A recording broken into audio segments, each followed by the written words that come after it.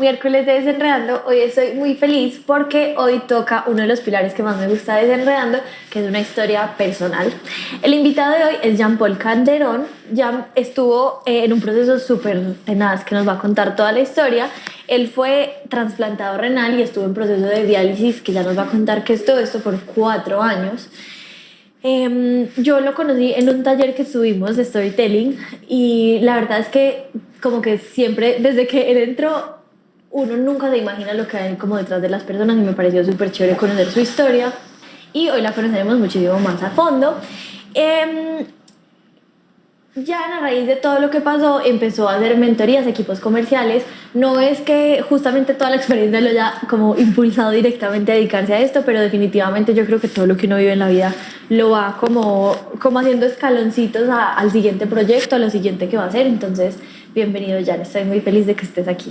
Sana, no, muchas gracias. Yo estoy conmovido y muy feliz con la invitación. Espero disfrutar mucho este espacio y entregarles una información de valor. Claro que sí, estoy segura de que tu historia tocará a muchas personas. Antes de empezar, les quiero recordar que estamos en el set de grabación de Desenredando, que es la casa Siendo con Otros. Nos pueden encontrar en Instagram como @siendo con otros, que es una casa de bienestar y la verdad es el espacio más hermoso que tiene toda la vibra de Desenredando. Y ahora sí quiero que nos empieces a contar qué, o sea, tu vida, tú estabas feliz, viviendo una vida de flores y colores y pum, llegó un diagnóstico, ¿o qué pasó? No, estaba viendo una vida normal, trabajando, pero sí empezaron a pasar como cosas en mi cuerpo que yo no les hacía ahí como, no les ponía como mucho cuidado, hasta que en 2013, algún día tuve que ir a una cita médica, me hicieron unos exámenes y ahí me salió que tenía una afectación en mi función renal. Yo me llené de mucho miedo, en realidad. A mí, ¿qué sentiste con el diagnóstico? Yo lo único que sentí fue miedo. Pues tanto fue así que me dijeron como dentro del diagnóstico debes hacerte una biopsia renal para saber qué está pasando en los glomérulos de tu riñón. Y yo, la decisión que tomé fue perderme pues del sistema de salud, o sea, cero. Yo jamás volví a donde un médico, Susi, hasta 2017, ¿sí? En 2017, por las cosas de la vida, porque así tiene que ser, le hicimos la despedida de soltera a mi hermana, nos metimos una rumba con todos los amigos, una rumba súper bacana, me tomé unos tragos y al día siguiente fui a la oficina, y tenía como el ojo como muy rojo y las compañeras de la oficina, hey Jan, andate para el médico, anda que te revisen, no sé qué, y yo pues bueno, les hice caso y me fui para el médico y me ordenaron que me hiciera otros exámenes y bueno, desafortunadamente me salió que tenía una afectación seria en mi función renal, tenía comprometido cerca del 60% de la función en su momento. Ay, juepucha. Ya ni, o sea, ¿tú por qué te le perdiste al sistema de salud? Sabiendo que, pues, como que, ¿qué pasó por tu mente de decir, juepucha, esto es algo grave que tengo que mirar? ¿Por qué tomaste como la decisión de no volverlo a mirar hasta el 2017? Yo es que todavía no he encontrado esa respuesta, Susana, pero es que el miedo muchas veces es la opción y es la salida para todo. O sea, llenarnos de miedo en ocasiones, cree uno que soluciona cosas, pero nada, eso me acabo de meter en el problema. Hoy por hoy pienso que uno tiene que acudir siempre a buscar ayuda, al más mínimo síntoma ir al médico, la más mínima necesidad buscar quién lo puede ayudar a uno, porque también soy consciente que en la prevención hay muchas soluciones. Y entonces te fueron, bueno, tienes una afectación grave. ¿Y qué pasó? O sea, ¿eso qué significaba? Bueno, eso fue en 2017. Significaba dos cosas. Primera, que me tenía que someter a tratamientos duros y segunda, que ya no me iba a recuperar, ¿cierto? Digamos que la pérdida de la función del riñón es irreparable, eso ya no hay cómo reversarlo. Pero aún así, considerando que estaba como en 60-65% el daño, los médicos quisieron frenar el daño, ¿cierto? Dijeron, vamos a hacer un tratamiento y con este tratamiento pueden pasar dos cosas. Frenamos y te vas con la función que tienes, te vas alargando ahí, cuidándote con la función que tienes hasta que te hagamos un trasplante renal. Esa fue la primera opción. Pero si eso no funciona, Jan, el mismo tratamiento te puede acelerar el proceso y vas a una diálisis. Pero ¿cómo así? ¿Pero en qué momento? Es que yo estoy normal. No, vos estás muy mal. Porque ¿Tú no eso, te sentías mal? cero, Susana, es que eso es una, ve, no, ¿sabes qué? Una condición de las enfermedades renales es que uno no tiene síntomas, uno está normal, ¿cierto? Uno identifica en la mayoría de casos el problema renal cuando ya está muy mal.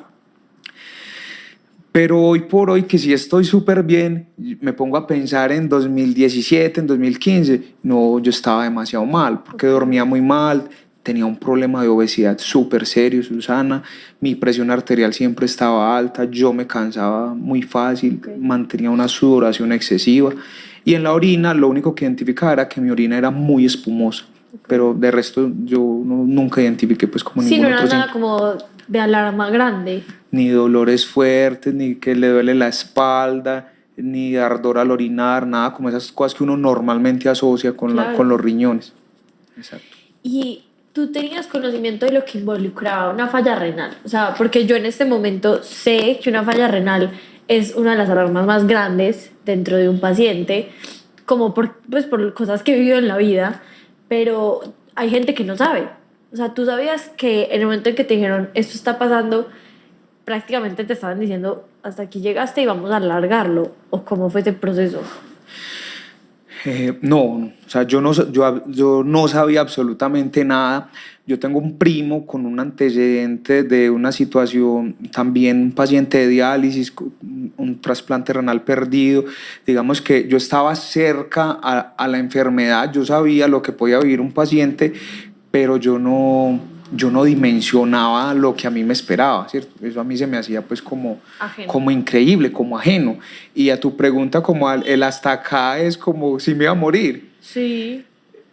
Yo entendí eso el día que me dijeron, que me diagnosticaron, usted tiene una enfermedad renal crónica. Ese día yo, uy, ¿cómo así? Y eso es que no, eso estaba en la categoría de enfermedades terminales.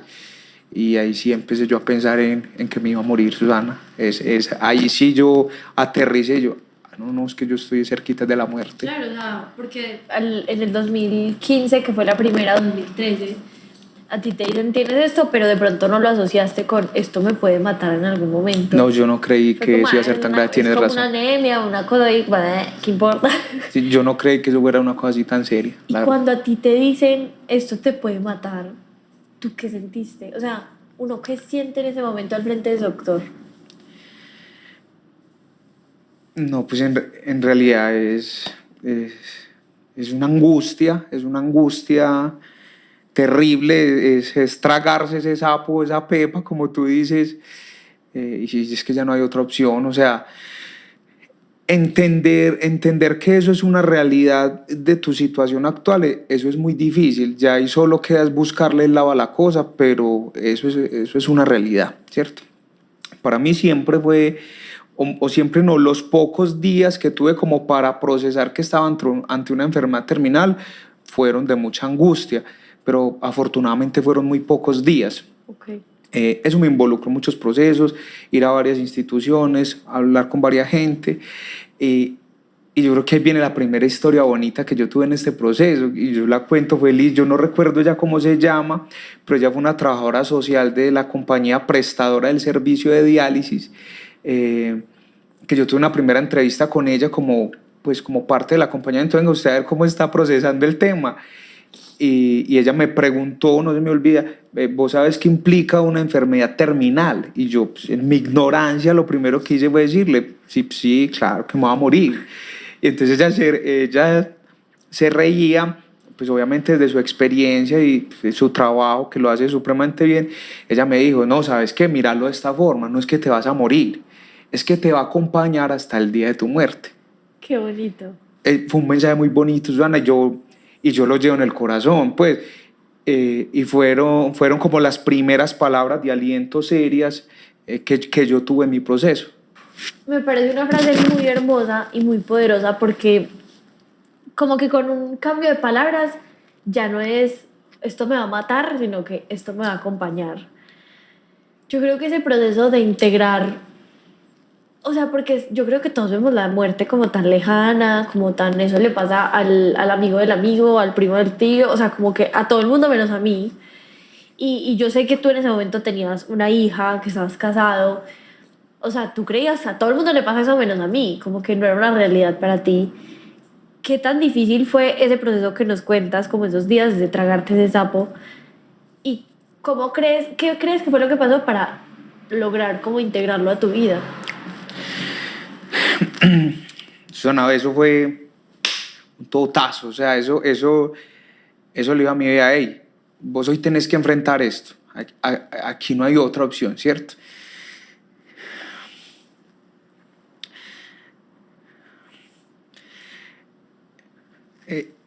Para el momento del arranque de la diálisis, Renata, mi hija, tenía 1 año, ¿sí? Eh, Renata nació en junio del 2018 y a mí me mandaron a ir a diálisis en junio del 2019. Eh, y como yo solamente pensaba en la muerte de Susi, entonces, de una familia totalmente tradicional, yo lo que hice fue coger a mi familia, irme con ellos para Cartagena, para que quedara una foto del papá cargando a la niña en el mar. Ay, no. Eh, Porque sí, en algún momento pensé en despedirme de este plano, ¿sí? Pensé eh, que había llegado pues como el momento, ¿cierto? Mm, pero fueron pasando cosas que me hicieron como llenar de valor y de pensar que yo en realidad podía acompañar mi vida con esta situación, que esto seguramente podía traer cosas bacanas, y que si esto era lo que la vida me había puesto, yo iba a ser capaz de manejarlo, ¿cierto? Y en realidad yo creo que el detonante para que yo pudiera seguir funcionando fueron las ganas, Susana. O sea, salir de la situación, querer volver esto un momento que me empujara, que me ayudara a seguir avanzando, usarlo como un trampolín. Pienso yo que ser capaz de verlo así fue lo que me pegó el empujón. ¿Qué tanto eso como cambia toda una perspectiva de vida solamente por, pues si eso iba a ser la, como el ancla que te hundiera y hasta ahí, o el trampolín, como lo dices tú, y tú tomaste una decisión? O sea, eso no fue que un día te despertaste y por arte de magia ya lo pensabas diferente, sino que me imagino que todos los días era cuestión como de, yo decido cambiar como pienso esta enfermedad y toda esta situación. ¿Y cómo fue a nivel familiar, tanto círculo interno como círculo externo, hermanos, tíos, primos, atravesar algo así que es como tan, tan fuerte, tan duro? Eh, Susana, yo creo que hoy por hoy, si tú me preguntas, yo lo que más agradezco a mi entorno familiar es haber respetado mi posición frente a la enfermedad. Porque una vez yo asumí el reto y me dije a mí mismo que esto iba a seguir siendo parte de mi vida y que yo no me iba a dedicar a vivir para hacerme una diálisis, sino que la diálisis iba a ser parte de mi vida, mi familia fue muy respetuosa, ¿cierto? Porque eso genera todos los temores del mundo. Desde a dónde vas a ir, dónde vas a estar, qué vas a comer, y todo lo que implica la enfermedad como tal. Entonces, yo creo que ellos me hayan permitido ser autónomo, ir a mis citas solo, o sea, como acompañarme donde yo les pedía que me acompañaran, eso para mí fue fundamental, que respetaran mi autonomía. Entonces, yo creo que eso fue como de parte y parte. Hey, venga familia, esténse tranquilos que yo soy capaz de pedalear esto y yo voy a hacer lo que haya que hacer. O sea, no piensen que yo me voy a dejar morir en ningún momento. Esa creo que fue como la parte para que ellos me dijeran, bien, o sea, contamos con vos y decinos dónde te necesitamos. Yo creo que ahí fue como el complemento del entorno familiar. Y eso requiere demasiado amor y demasiada como admiración, o sea, porque si todos ellos hubieran percibido que tú en serio te ibas a dejar morir, no te hubieran soltado la mano. O sea, si ellos percibían que tú no tenías ganas de vivir, hubieran estado encima tuyo, te llevo, te traigo, te acompaño, mira, cómete, no te comas, no, no, no, no. Pero tener, yo creo que es la forma más pura de amor, como de te acompaño en tu decisión. Y si tu decisión es no hacerte la diálisis y en todas las cirugías. O sea, yo conozco casos en no me voy a operar este cáncer, no voy a hacer quimioterapia, no voy. Y tener como la certeza que tuvo toda tu familia de te acompañamos en la decisión que tú decidas, sabemos que eres capaz de decidir por ti mismo y en cuidarte y aquí estamos para lo que necesites. O sea, eso tuvo que haber sido súper bonito para ti. ¿Tú cómo recibiste eso de tu familia? Susana, sabes que mi vida, esto que te voy a decir, sí gira o empezó a girar a partir de mi situación de salud. Y es que yo decidí vivir mi vida en una palabra que probablemente nos regañen de la Real Academia, pero que yo la denomino gratitud. ¿Sí? O sea, hacerlo con toda la actitud, hacerlo con toda la actitud, pero valorar infinitamente lo que tenemos, las personas que nos acompañan, lo que pueden hacer con nosotros, incluso más que aspirar, aunque mis aspiraciones son inmensas, valorar, para mí valorar es fundamental. Entonces, en el caso de la familia, yo valoro muchísimo la confianza que ellos tuvieron en mí, que creyeron que yo iba a ser capaz de dar la batalla. Uy, sí, porque es soltarlo completamente y decir, bueno, o sea, confiamos en que tú vas, tú vienes, tú haces, tú te tomas, tú ta. Y eso siento que no es tan común y menos en las familias latinoamericanas, que es como que la mamá abarca todo, la esposa abarca todo, o pues cuántos casos ve uno, por ejemplo, de adultos mayores que la señora es la que se encarga de todo lo del marido, o que la mamá la abuela de la familia es la que lleva a todo el mundo al médico. Tener como la sabiduría de decir, sí, te lo soltamos, me parece que es un acto de amor súper bonito también. Susana, eso indiscutiblemente, eso afecta a las familias, ¿cierto? Porque los tiempos de uno se limitan, porque el estado de ánimo no siempre funciona igual, porque la alimentación y la dieta es difícil, ¿cierto? Eso influye en muchas cosas y vuelvo y te digo, con toda seguridad mi familia se vio muy afectada por mi situación de salud. Seguramente querían hacer más cosas, pero y entonces sí, pero yo sin querérmelas dar de superhéroe, yo destaco, Susana, que en mi mente siempre estuvo que lo que a mí me estuviera pasando interfiriera lo menos posible con mi situación familiar. Y por eso, Susana, para mí nunca fue una opción dejar de trabajar. Okay. A mí me pensionan por invalidez porque las enfermedades terminales dan pensión por invalidez, pero no, pues, no, es que yo en realidad no necesitaba una pensión, yo necesitaba seguir trabajando y seguir haciendo mi vida. Siendo útil. Sí, claro, así es. Y justamente quiero que nos hables, antes de hablar del trabajo, de esa parte del manejo, porque a ti te dicen, si usted quiere vivir, cambie toda su vida. O sea, el ejercicio, la alimentación, la rutina, el trabajo. O sea, como que se te pide que hagas unos cambios muy grandes. ¿Cuáles fueron estos cambios y cómo los pudiste como bueno, no puedo volver a comer X, Y, Z y mi vida cambia totalmente?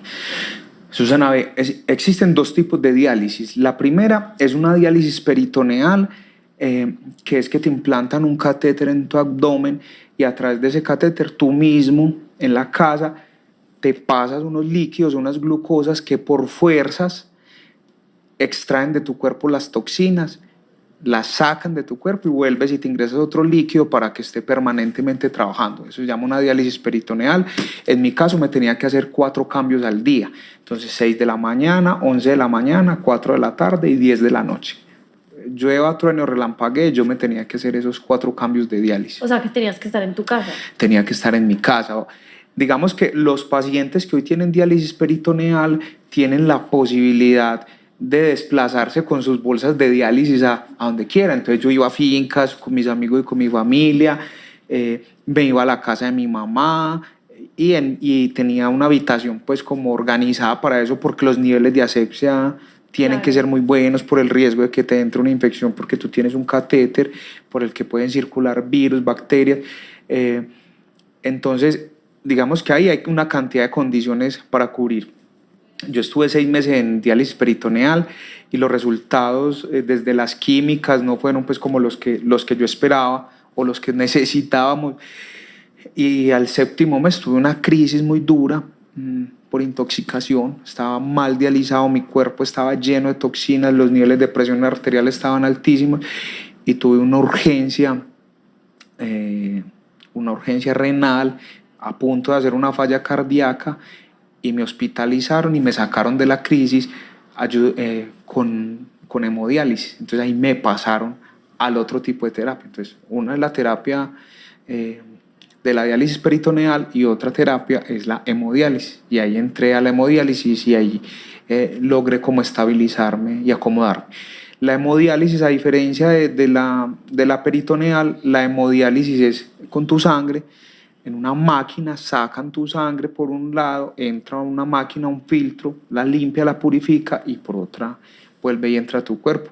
Ese proceso a mí me tocaba lunes, miércoles y viernes de 4 de la tarde, de 4:30 de la tarde a 9 de la noche.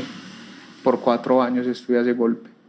¿Y cómo es una vida así? O sea, 4 años, 3 veces a la semana, sentarte allá a parquearte 4 horas. Así es, o sea, eso suena así de loco.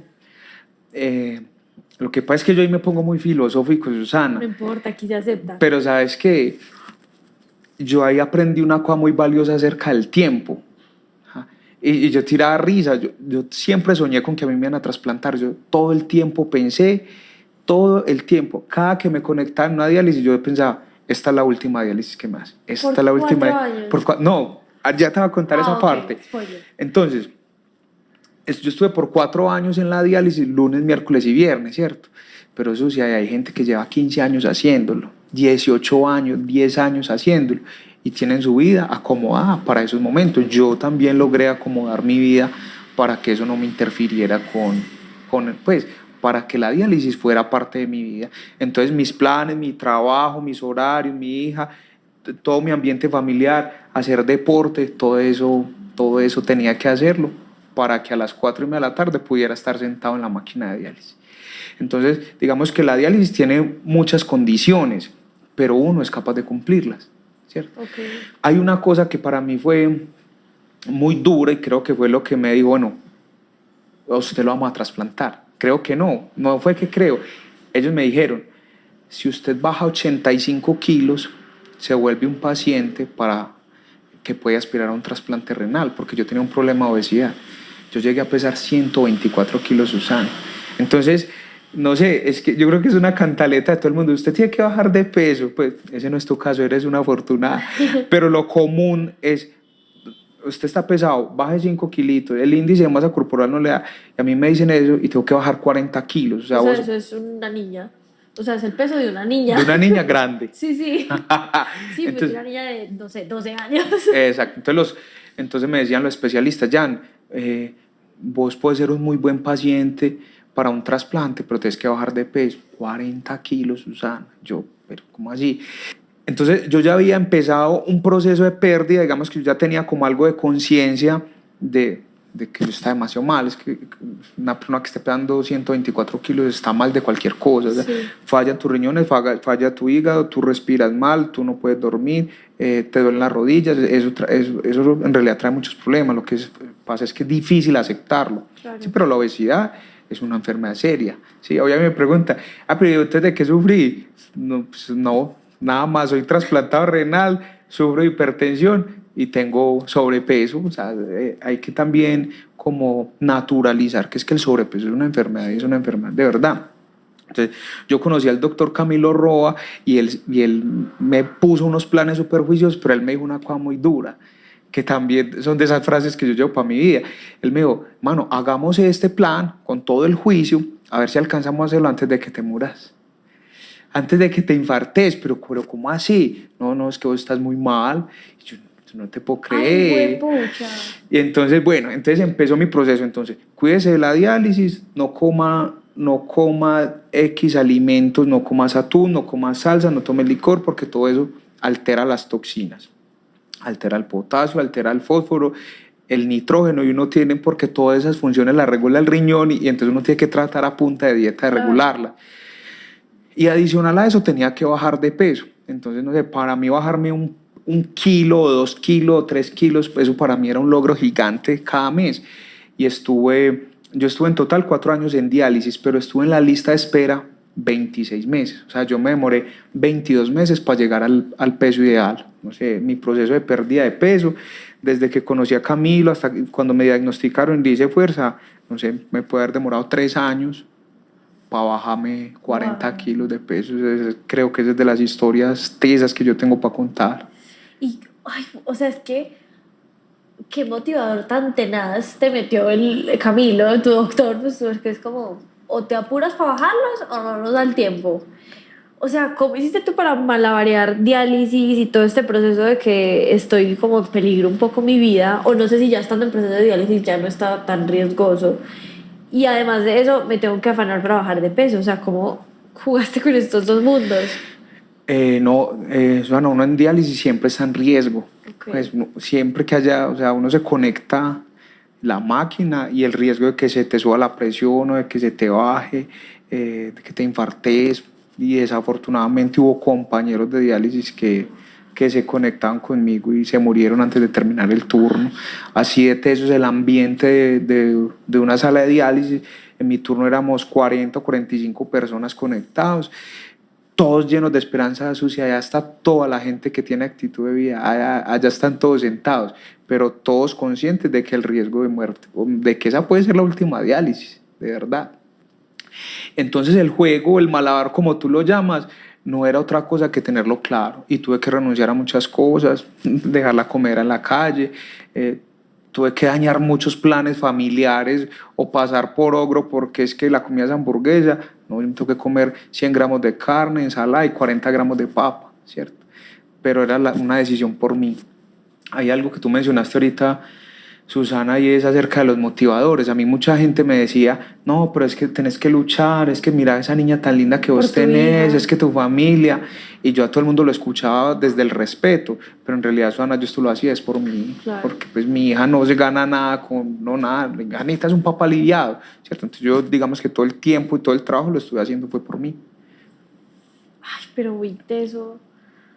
Pues porque además no te, o sea, el hecho de que tú bajaras esos kilos, te dijeron, entras en lista.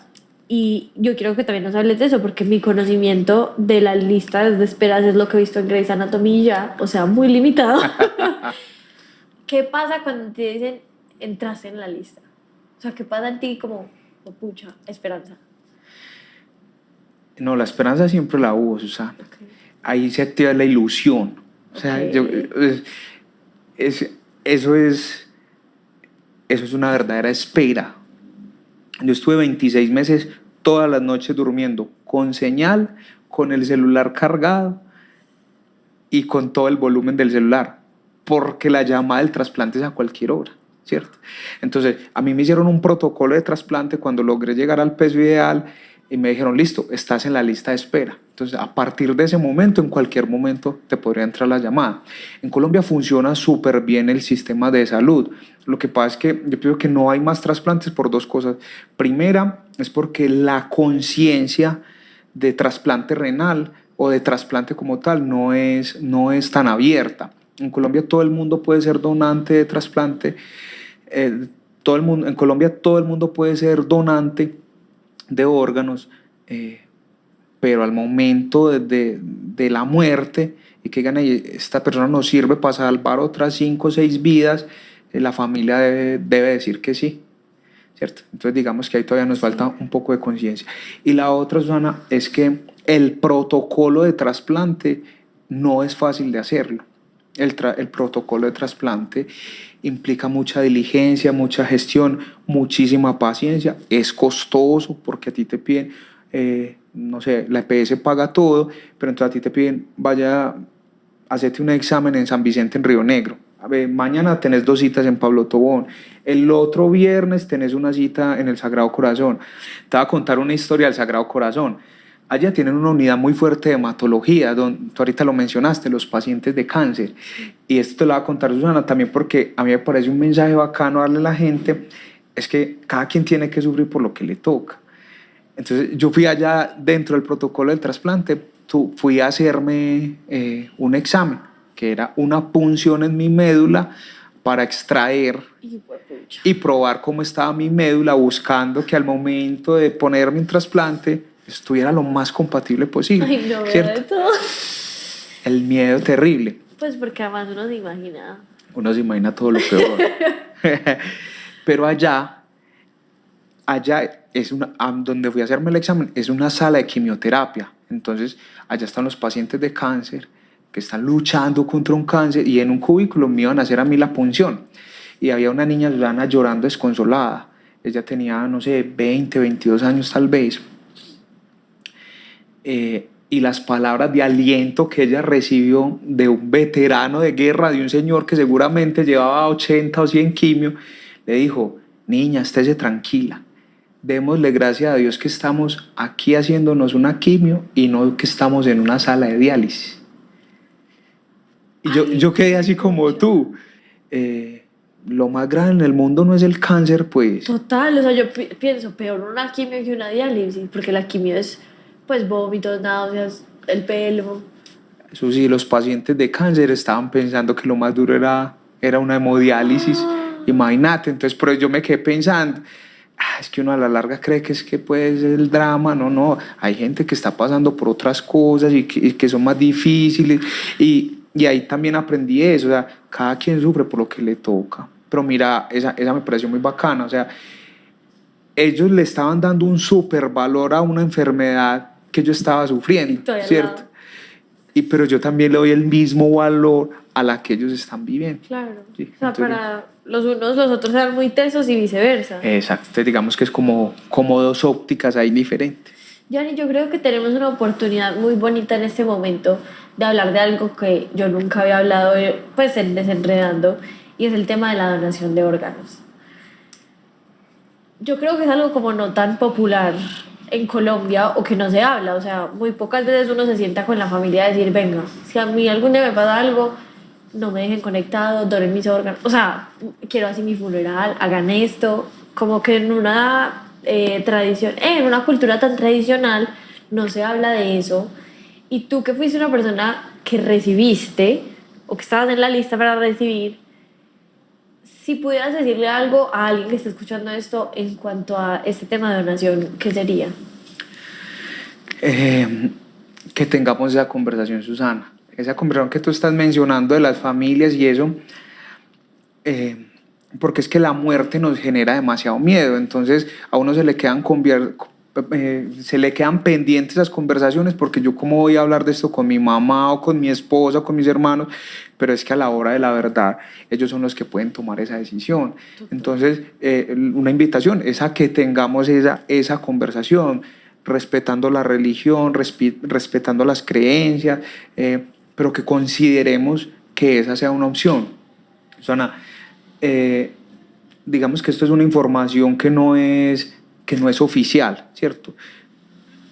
Pero el dato que yo tengo es que con la persona que a mí me trasplantaron otras 6 personas. Entonces son 6 personas, pero ¿qué hay detrás de esas 6 personas? Entonces, son 6 familias. Entonces son 6 familias para las que el papá estuvo bien, o para las que la mamá estuvo bien, o para las que el abuelo estuvo bien, con una buena decisión lo trajo. Entonces, en Colombia hay 2 formas de ser donante de órganos.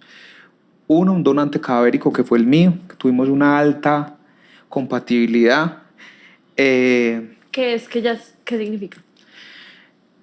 A uno le hacen cada mes unos sangrados, ¿cierto? Para caracterizar cómo estás tú, cómo está tu cuerpo y cuál es tu información genética, ¿cierto? Y cuando resulta un posible donante, lo cruzan contra esa información y a uno lo llaman en orden de compatibilidad. O sea, la lista de espera no es, entraste de 124, nada, cero.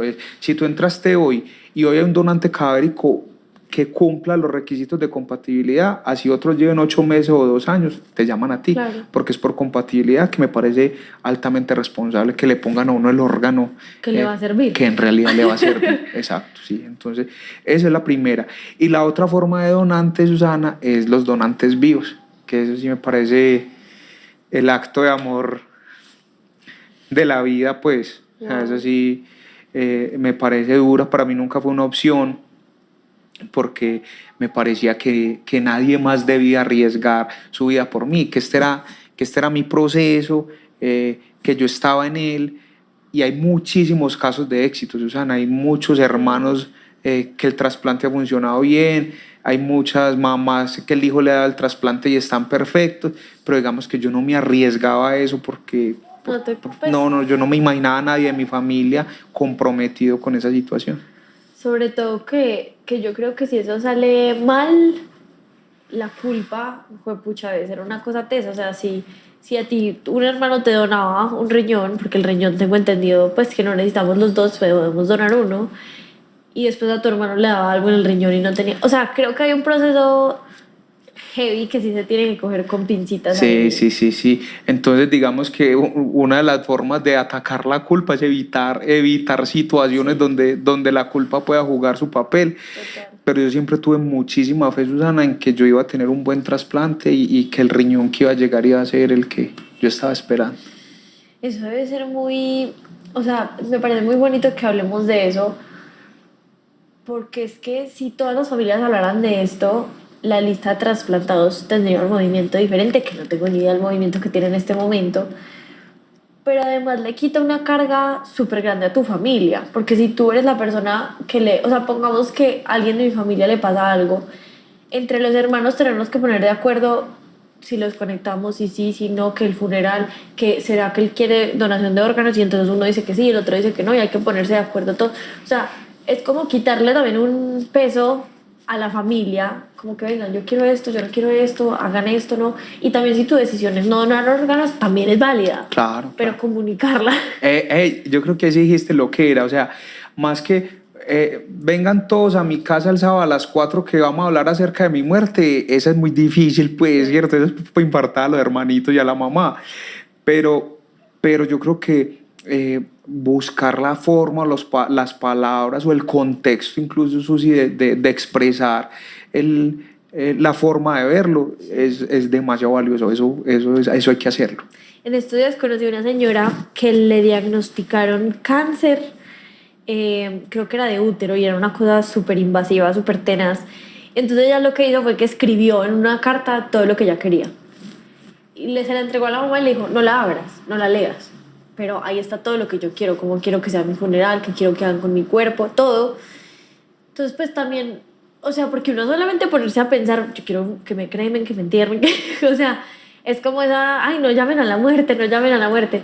Pero me parece que también es un acto como de valentía, porque ahorita que hablábamos como que me decías que los pacientes de diálisis, los pacientes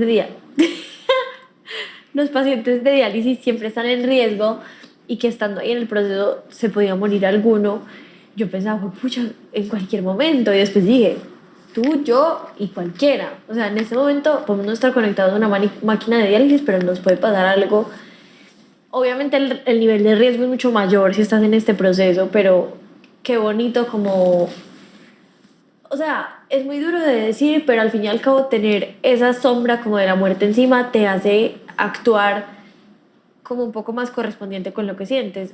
Quiero ir con mi familia a Cartagena, nos vamos, ta, ta, ta, ta, ta. O sea, como que te hace actuar porque es hoy o nunca. Y ya hablamos de las donaciones, pero no nos contaste qué pasó después de que entraste en la lista. Bueno, Susana, ve, eso fueron 26 meses esperando, Ay, ¿cierto? no. Entonces, yo a todos los jefes de enfermería que me conectaban, o a muchos les decía, mano, conécteme porque esta es la última. O sea, conécteme que esta es la última. ¿Sí? Con esa actitud siempre. Entonces, eso fue el lunes del 7 de agosto del 2023. Yo llegué de la diálisis en la noche, lunes festivo, porque si es festivo, también hay diálisis. Entonces, lunes, miércoles y viernes, Sí, sea festivo, sea como sea, hay la diálisis. diálisis no ¿Listo? respeta vacaciones. Eso no da espera de nada. Entonces, yo llegué ese lunes en la noche, festivo, comí y me acosté, y a las 12:49 de la noche sonó el celular. Susana, vos no te imaginas lo que yo sentí. Porque es que esa era la llamada que yo estaba esperando, pero yo no me imaginaba cómo iba a atender esa Sí. llamada. Con un agravante de que hacía 15 o 20 días atrás unos amigos se habían ido a un evento de trabajo en Bogotá y en la noche se metió una rumba y me llamaron de un celular desconocido Ay, no. a decirme que me querían mucho, que estaban escuchando vallenatos.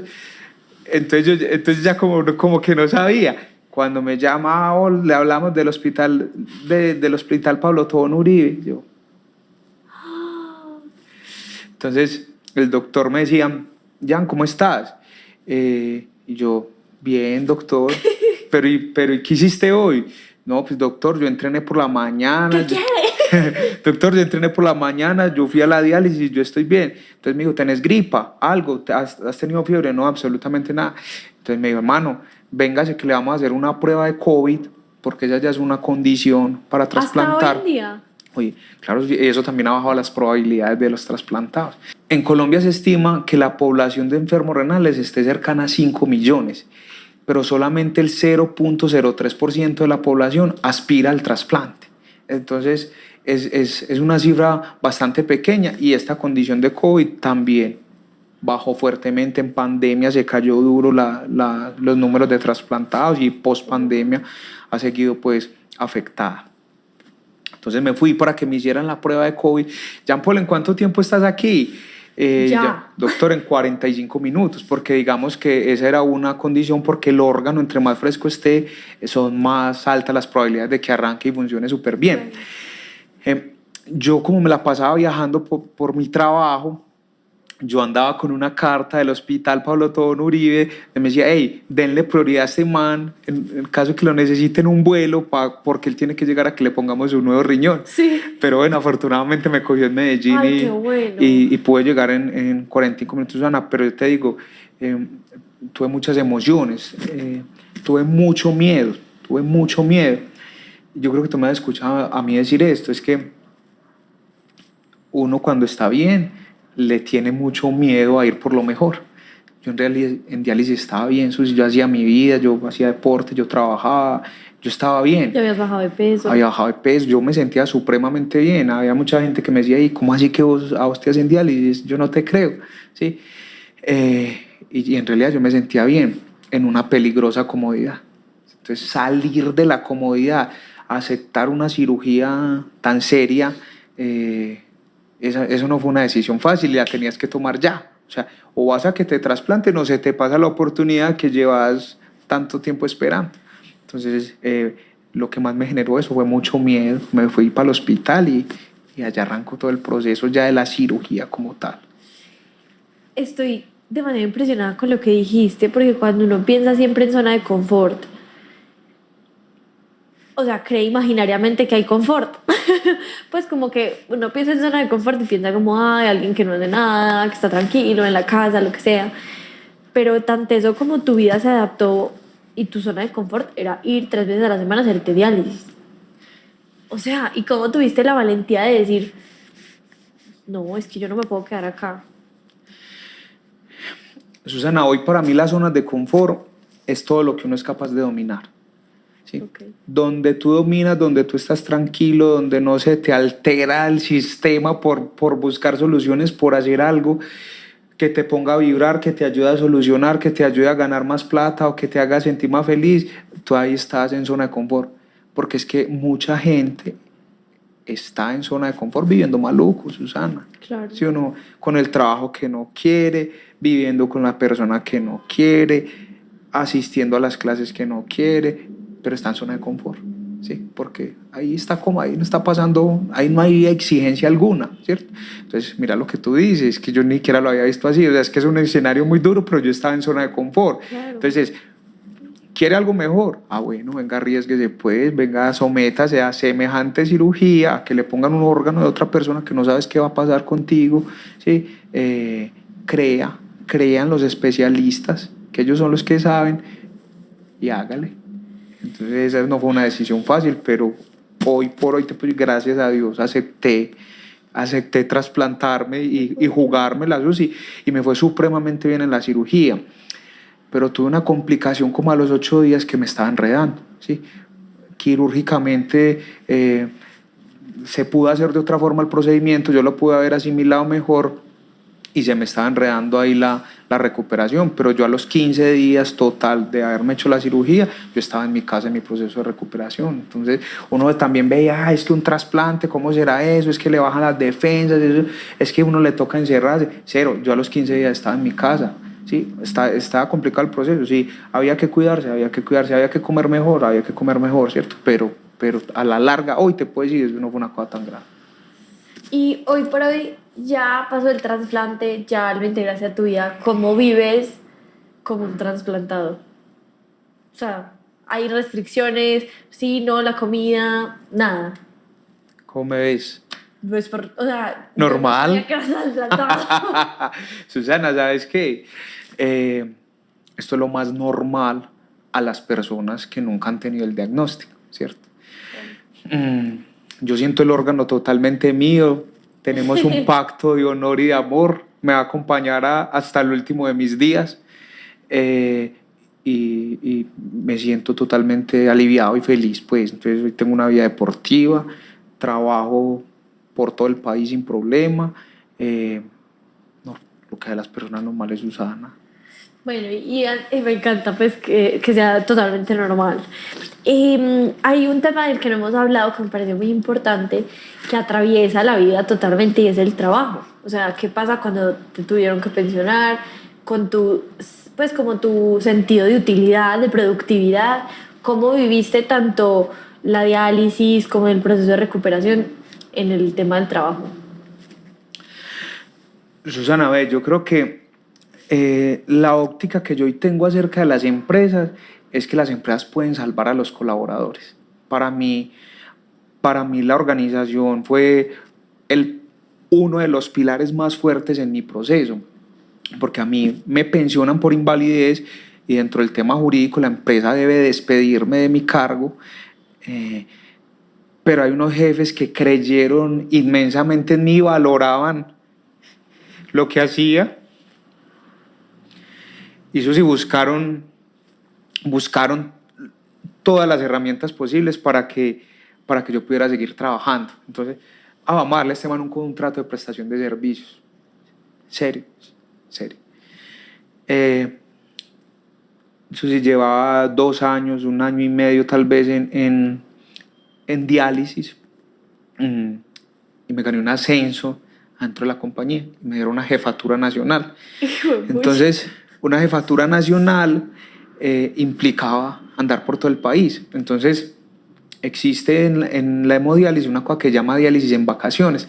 Entonces, yo lo que hice fue ser lo más cercano posible a las trabajadoras sociales de todas las unidades renales de Colombia, porque es que yo decidí que la diálisis iba a ser parte de mi vida. Entonces, no sé, la primera semana de octubre iba a estar en Cartagena. Ay, consíganme 3 días, 2 días de diálisis en Cartagena. Entonces yo me dializaba lunes en Medellín, martes trabajaba todo el día en Cartagena y en la noche me conectaba.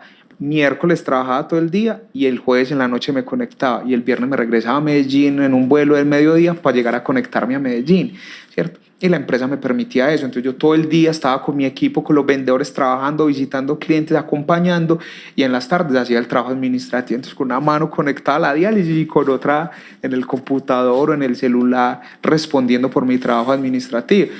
Y tuve la oportunidad de hacerlo en Cali, en Armenia, en Bogotá, en muchas partes, para poder también cumplirle a la empresa como retribuirle a la empresa lo que estaba haciendo por mí.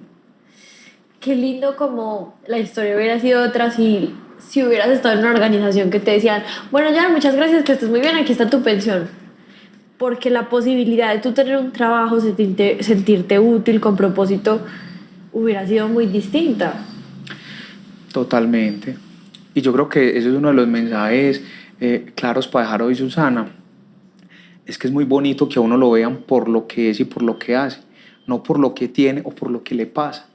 ¿Sí? Esto es una situación, yo siempre pensé que eso era transicional y la empresa creyó en que eso podía ser una cosa Y hoy por hoy transicional. sigues en esa empresa. Sigo en esa empresa feliz, con esa empresa, acompañando el equipo.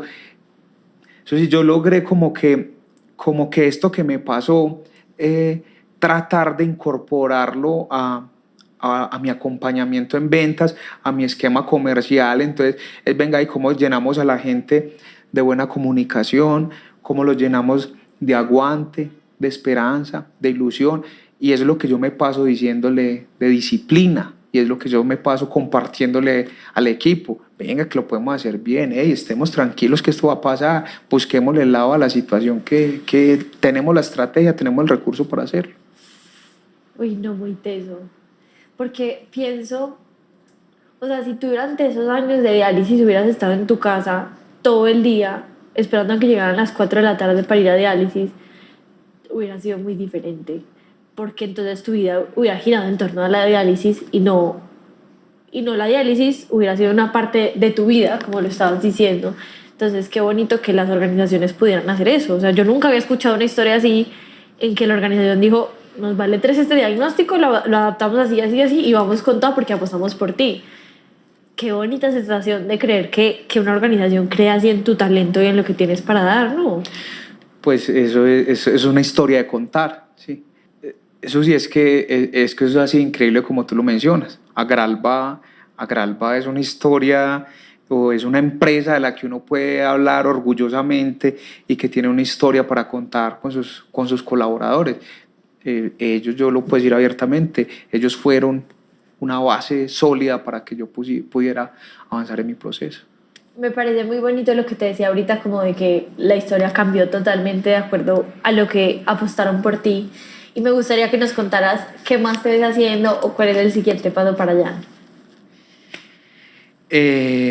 Susana, no, pues por ahora lo que quiero es seguir prestando mis servicios a mi empresa con toda la gratitud, estar acompañando al equipo, que ellos sigan haciendo uso de mis vivencias y mi experiencia, pero la verdad quisiera poder proyectar también esta historia y contarle a las empresas que hay empleados que son capaces de hacer lo que sea por corresponderle a las empresas, y también contarle a las empresas, hey, venga, usted puede darle otra revisadita ahí al manual a ver usted qué puede hacer por los colaboradores. Bueno, ¿cierto? Entonces ahorita, Susana, me estoy preparando como en un tema de mentorías y la verdad, Susana, yo me sueño es hablando con equipos de ventas, contando historias con ellos, revisando casos específicos, fortaleciendo los equipos y llenando a la gente de información de valor, para que cada día la puedan aplicar en su vida